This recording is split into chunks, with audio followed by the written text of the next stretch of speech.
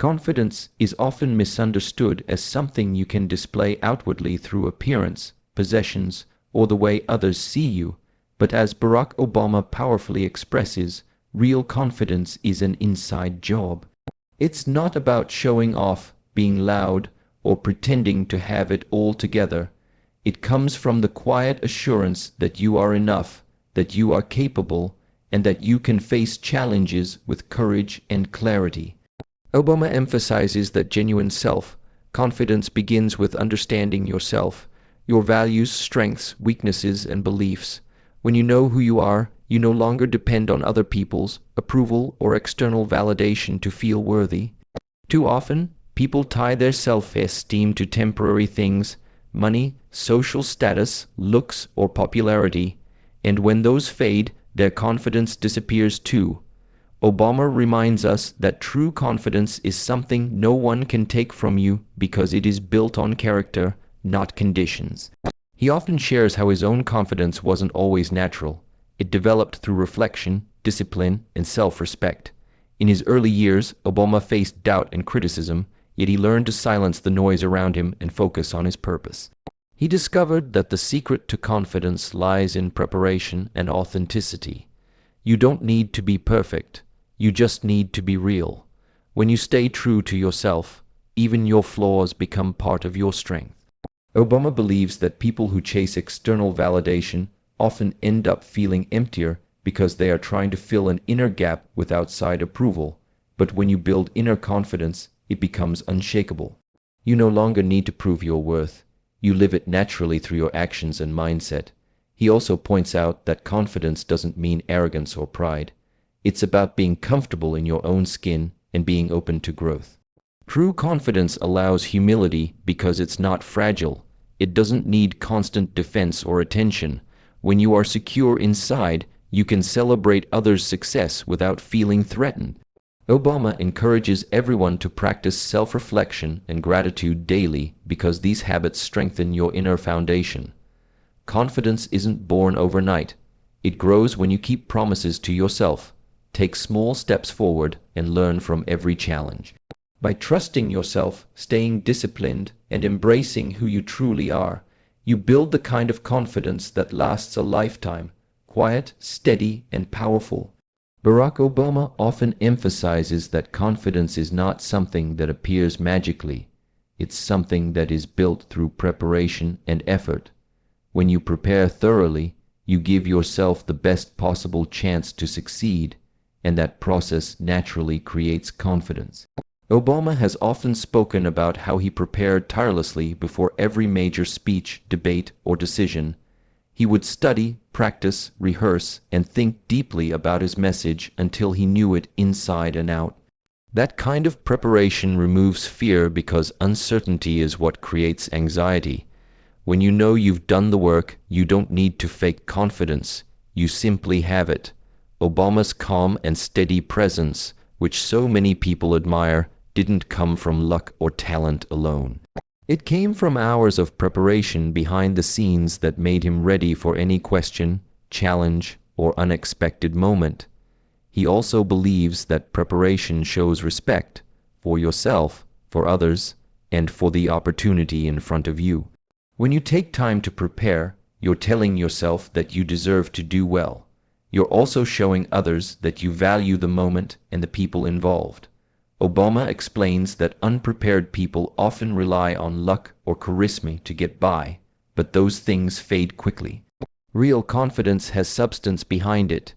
You can stand tall because you know you've earned your place.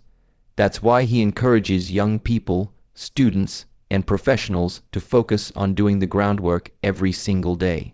Whether it's reading, researching, practicing, or planning, these small, consistent efforts build a strong foundation. Over time, they create a quiet inner belief that says, "I can handle this," because you've already proven it to yourself in preparation. Another important idea Obama shares is that preparation also builds resilience. When you prepare, you anticipate problems before they happen. You learn to adapt and think ahead. That makes you calm even when things don't go perfectly. You can adjust with confidence because you understand the material or situation deeply. Obama's journey through politics was filled with challenges, but his preparation made him ready for surprises, criticisms, and setbacks. His confidence wasn't based on everything going right. It was based on knowing he could handle whatever went wrong. In the end, his message is simple but powerful. Confidence is earned, not borrowed. Every time you put in the effort to prepare, you invest in your own belief. The more prepared you are, the less you fear the outcome, and the stronger your confidence grows. Barack Obama often reminds us that the people we surround ourselves with can have a tremendous impact on our confidence, mindset, and overall growth. No one becomes confident in isolation. The company you keep either lifts you higher or pulls you down. Obama explains that throughout his life, he was fortunate to have mentors, friends, and family members who believed in him even when he doubted himself. These people gave him honest feedback, encouragement, and sometimes tough love when he needed it most. He stresses that true confidence isn't built by being around people who flatter you, but by being around people who push you to be your best. When you're surrounded by individuals who see your potential and hold you accountable, you start to believe more in yourself because you're constantly being reminded of what you're capable of achieving. He also warns about the danger of toxic environments, those filled with negativity, jealousy, or small-mindedness. If you spend too much time with people who constantly criticize or mock your ambitions, it starts to wear down your confidence. You begin to question your worth and play small to fit in. Obama encourages everyone to make a conscious choice about their circle. Surround yourself with people who inspire growth, not fear, those who celebrate your success, not compete with it. Positive company acts like fuel. It gives you energy, motivation, and courage to keep moving forward. The wrong company, on the other hand, drains your confidence and keeps you stuck in self-doubt. Obama also believes in the power of community and teamwork. Confidence grows when you realize you are part of something bigger than yourself. Whether it's a team, a cause, or a supportive community, being connected to others reminds you that you're not alone in your journey. Working with others teaches humility and cooperation, which are key parts of genuine confidence. You learn to appreciate different perspectives and to share your strengths without feeling threatened by others. Obama often says that strong people build others up rather than tear them down. When you make it a habit to encourage others, your own confidence multiplies because positivity reflects back on you. Ultimately, he teaches that the path to confidence isn't just about self-belief, it's about surrounding yourself with people who help you see the greatness already within you. Barack Obama powerfully teaches that failure is not the opposite of confidence, it is the foundation of it. Many people fear failure because they see it as a sign of weakness or incompetence. But Obama believes the exact opposite is true.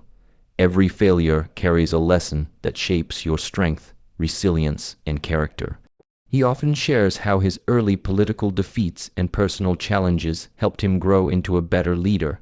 When he lost elections or faced public criticism, it was painful, but it also forced him to reflect, learn, and adapt. Over time, he realized that the ability to recover from failure is what gives a person true confidence. When you've been through hard times and still manage to stand tall, you begin to trust yourself in a deeper way. You stop being afraid of failure because you understand that it doesn't define you, it refines you. Obama explains that failure builds humility and perspective. When you fail, you're reminded that growth takes time and effort. It pushes you to question your methods, improve your strategy, and strengthen your mindset. Each setback becomes a stepping stone toward wisdom. This process transforms fear into fuel. Instead of avoiding challenges, you start embracing them because you know even if you fall, you will rise stronger. Obama reminds his audience that some of the most successful people in the world, leaders, innovators, and artists, have all faced rejection and disappointment. What set them apart was not their ability to avoid failure, but their determination to keep going in spite of it. Confidence, in his view, is the courage to keep moving forward even when things don't go as planned. He also encourages people to be open about their failures instead of hiding them. Pretending to be perfect only creates pressure and insecurity, while acknowledging your mistakes builds authenticity and trust. When you accept your flaws and own your journey, you become unshakable. Failure teaches empathy as well. You start to understand others' struggles and connect more deeply with people. Obama's life shows that failure can become your greatest teacher if you let it. Every time you get back up after falling, your confidence grows. You begin to realize that failure isn't the end of your story. It's the chapter that teaches you how to write a better one. Barack Obama believes that the strongest and most lasting form of confidence comes from having a clear sense of purpose. When you know why you are doing something, when your actions are guided by a meaningful mission, you gain a level of confidence that no setback can shake. Obama often says that purpose gives direction to your energy and focus to your ambition. It transforms ordinary effort into something powerful because you're not just working for personal gain, but for something larger than yourself. He explains that when people lack purpose, their confidence tends to rise and fall depending on circumstances or opinions. But when your goals are rooted in values and vision, you develop an inner stability that keeps you moving forward even when the road gets difficult. Purpose acts like a compass. It keeps you grounded when you face uncertainty and reminds you why your work matters. Throughout his career, Obama's confidence came from his commitment to service and leadership. He wasn't motivated by fame or recognition, but by the belief that he could make a difference in people's lives. That sense of purpose gave him strength during moments of doubt and criticism.